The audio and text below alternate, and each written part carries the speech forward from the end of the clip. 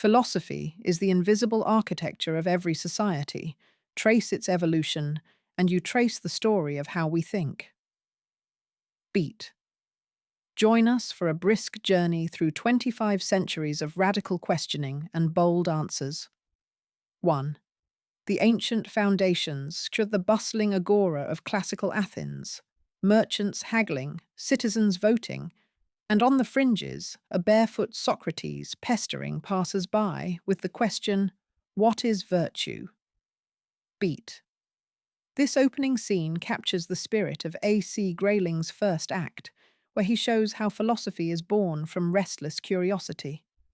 From the pre-Socratic Ionian naturalists who searched for a unifying substance, Thales pointing to water, Anaximenes to air, to Heraclitus declaring that all is flux, Grayling paints a portrait of thinkers wrestling with an untamed cosmos. Beat. Yet the true emphasis.roots of Western philosophy take hold with the trio of Socrates, Plato, and Aristotle. Socrates leaves us no writings, only dialogues dramatized by Plato, but his method of relentless questioning becomes an ethical scalpel. Beat. Plato systematizes that scalpel into a metaphysical vision, the shimmering realm of forms, where justice and beauty exist in perfect archetype. Beat. Aristotle, ever the empiricist, grounds those abstractions, categorizing plants, constitutions, and syllogisms with equal zeal. Grayling highlights how these three lay down enduring templates: Socratic doubt, Platonic idealism, Aristotelian empiricism. Beat. The chapter closes along the dusty roads of Hellenistic Greece and Rome. Here, Stoics preach resignation to cosmic order, Epicureans counsel measured pleasure, and skeptics question whether certainty is even possible. Beat. Grayling invites us to see these schools not as museum pieces, but as practical toolkits for surviving turbulent times. Proof that philosophy was never merely an ivory tower sport. Beat. In their tension between reason and daily life, we glimpse a pattern that will echo through every subsequent age. 2. Faith, authority, and the medieval synthesis. When the Roman Empire fractures, philosophy does not die, it migrates. Beat. Grayling traces manuscripts across desert caravans and candle-lit monasteries, revealing how Islamic, Jewish, and Christian scholars became stewards of ancient insight. Emphasis, translation, is now the heroic labor, with Baghdad's House of Wisdom rendering Aristotle into Arabic, and later, Latin translators in Toledo returning those texts to Europe. Beat. Yet preservation is only half the story. Transformation is the other. Muslim polymath Avicenna fuses Aristotle with Neoplatonism, proposing a necessary existent that undergirds all contingent beings. Al-Ghazali counters, arguing that divine will, not immutable causation, rules the universe. Beat. Their dispute on causality sets the stage for later debates about science and faith. Beat. In Christian Europe, Thomas Aquinas mounts his famous 5 ways, weaving Aristotelian logic into a cathedral of scholastic theology. Beat. For Aquinas, reason is a gift that can lead us up to, but not beyond, the threshold of revelation. Beat. What emerges is a medieval emphasis, synthesis, a daring attempt to reconcile the authority of Scripture with the autonomy of reason. Beat. Grayling gives equal attention to dissenters. Mystics like Meister Eckhart bypass scholastic syllogisms in favor of inner illumination, while nominalists, such as William of Ockham, insist that universals are mere names, not realities. Beat. In these cracks, we sense modernity rumbling. If universals dissolve, so might the unquestioned hierarchies they support.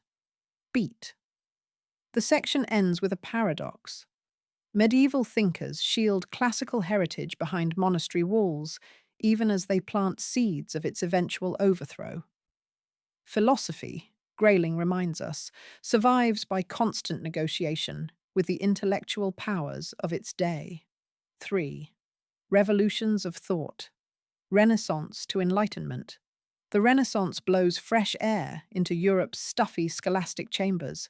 Humanists recover Greek texts and proclaim that humanity, not heaven, is the proper scale of contemplation. Beat. Enter Descartes, who, armed with radical doubt, demolishes inherited certainties until only the lonely emphasis cogito remains. From that indubitable foothold, he rebuilds reality with mathematical precision. But skepticism is contagious. Beat. British empiricists, Locke, Berkeley, Hume, challenge Descartes' rationalist edifice. Locke likens the mind to a blank slate. Berkeley denies the existence of matter outside perception, and Hume wields his fork to slice away metaphysical pretensions, leaving habits of association where others saw necessary causes. Beat. Grayling dwells on Hume's warning that reason often serves the passions, a note of humility that will echo in later moral philosophy.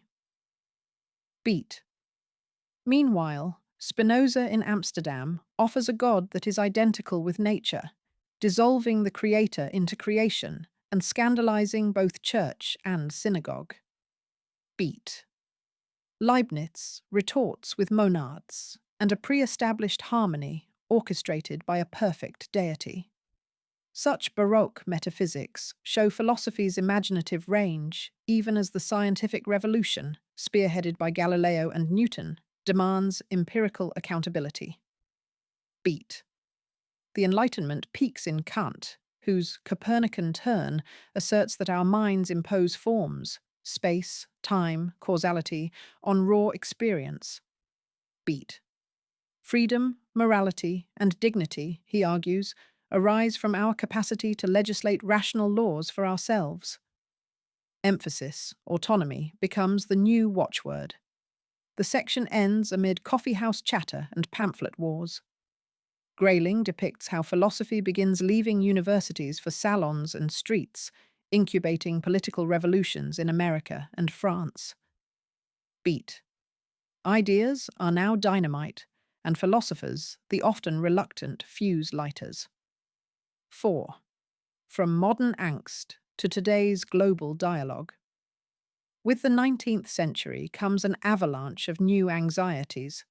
Hegel's dialectic proposes that history itself is the unfolding of reason, yet Kierkegaard replies that individual anguish matters more than abstract systems.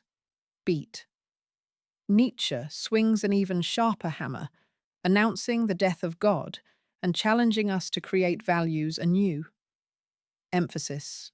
Overman. Grayling then tracks the split between continental and analytic traditions. In one branch, Husserl inaugurates phenomenology, Heidegger broods over being, and Sartre proclaims existential freedom in war-torn cafes. Beat. In the other, Frege, Russell, and later Wittgenstein turn philosophy into a linguistic laboratory, seeking clarity by dissecting propositions. Beat. Both strands wrestle with the same post-classical riddle. If certainty eludes us, how should we live? Beat. The 20th century widens the conversation.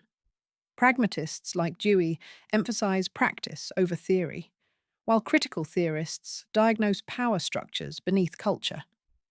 Beat. Feminist and post-colonial voices expose blind spots long ignored, insisting that who is allowed to speak shapes what can be thought. Beat. Science, too, unsettles old categories. Quantum mechanics questions causality, cognitive science reframes consciousness, and AI revives debates about mind versus machine. Beat. Grayling closes by surveying a genuinely global forum. Confucian revivalists dialogue with virtue ethicists, Buddhist philosophers debate neuroscience, and African ethicists propose Ubuntu as a relational alternative to Western individualism. The conversation, he argues, has never been richer or more urgent. Beat. Philosophy, once the preserve of a few Mediterranean city-states, is now a sprawling network of emphasis voices seeking wisdom in a shared, fragile world.